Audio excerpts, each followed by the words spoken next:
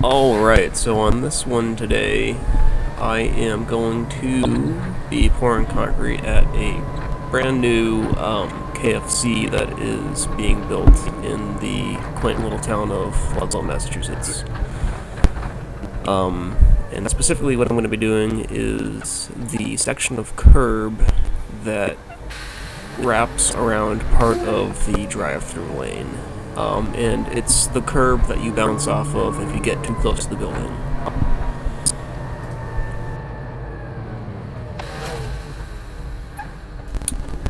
So originally their plan was in fact to have me drive through where this rubble pile and stone pile would be, so that I could just scoot to the left side of the building that's sort of off to the right there and work back out towards the entrance this way.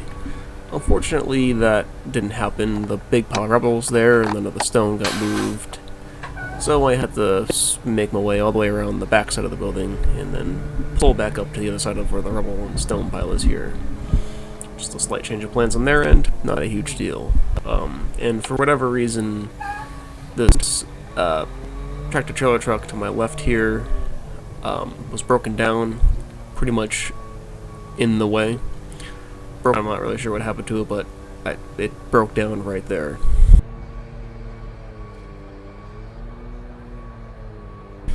And if you're wondering, yes, I did flip one of the switches that you can't see just above the camera angle there.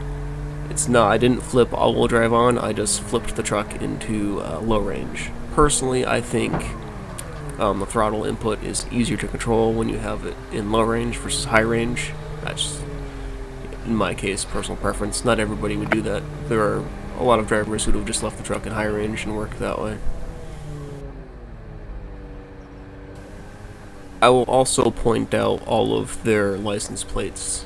The people doing the work here are Boss contractors, and all of their license plates on all of their work trucks are Boss and the number.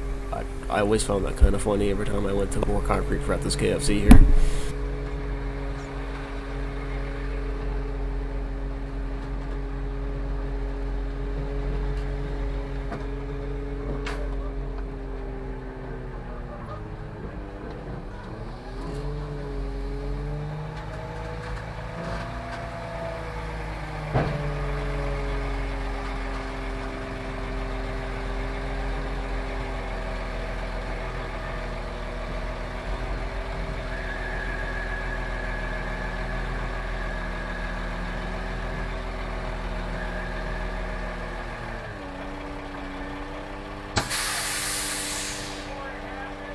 Alright.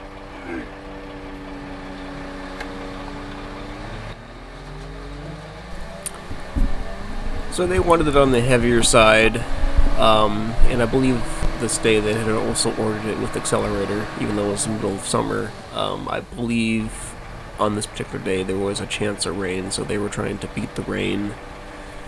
But other than that, there's nothing really special about the concrete that I brought them.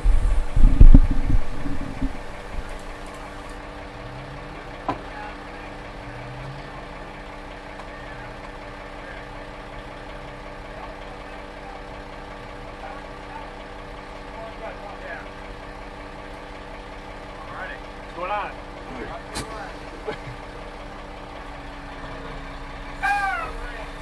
What's that? Oh, good luck.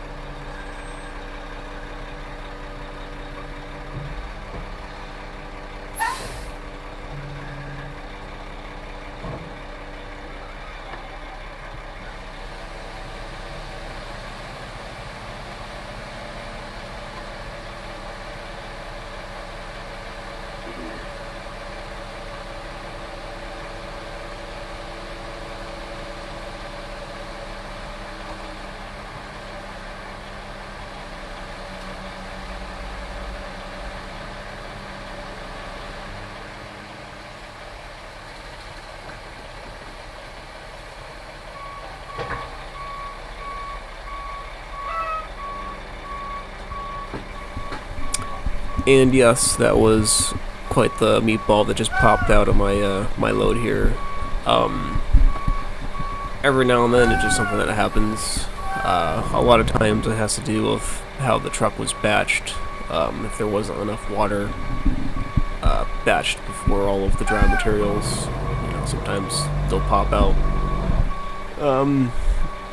It could have even, and as a driver, it could have even been something where if I put another 5 revolutions on the load, it would have broke up, or, sometimes they just will never break up no matter how hard you try. So their chosen method for making this work is the shovel.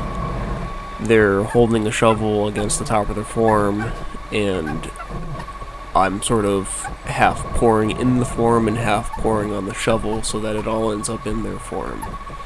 Now, there's a new Wendy's being built across the street from where this is, and I also poured the concrete for the same curve over there across the street, and their method was to soup it up and just have it flow down a piece of plywood that they would hold on the form.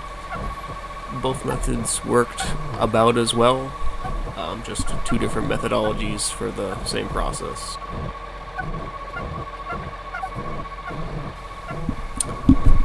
So this one was kind of tricky, not necessarily because the job site was really messed up or anything like that. Just the amount of space that I had to work with the chute was pretty tight.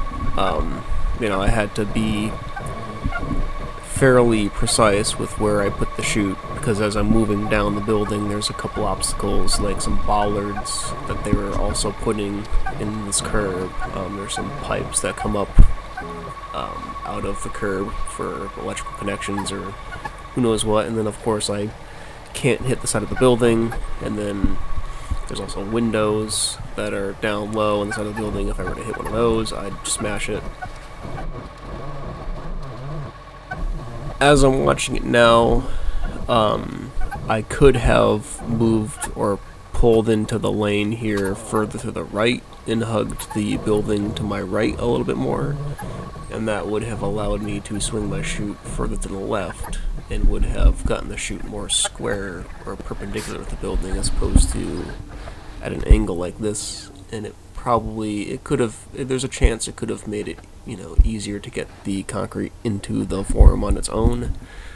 But I believe my methodology or reasoning for putting the truck here is because just to the right there were a bunch of flags marked out for either gas lines or something that was underground there, and I believe I was just trying to not run it over in case there's a chance of me crushing it. I probably could have straddled it, looking at it now, and been fine.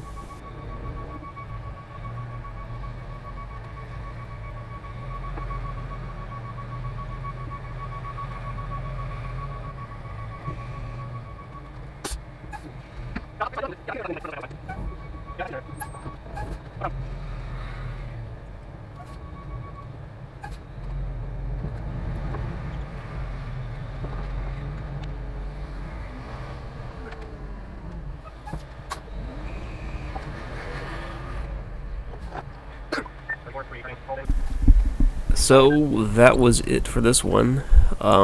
Pretty easy, pretty quick. Nothing out of the ordinary necessarily happened. It was just that strip of curb that runs along the side of a drive-through for any drive-through building. So yeah, be sure to comment down below. They're always much appreciated. Give the video a like, and be sure to subscribe so you can be notified every time there's a video uploaded. And of course also like Banas Concrete Service on both Facebook and Instagram. And that'll be it. And I will also leave you with the entire drive back to the batch plant, because it is legitimately right around the corner from where this is.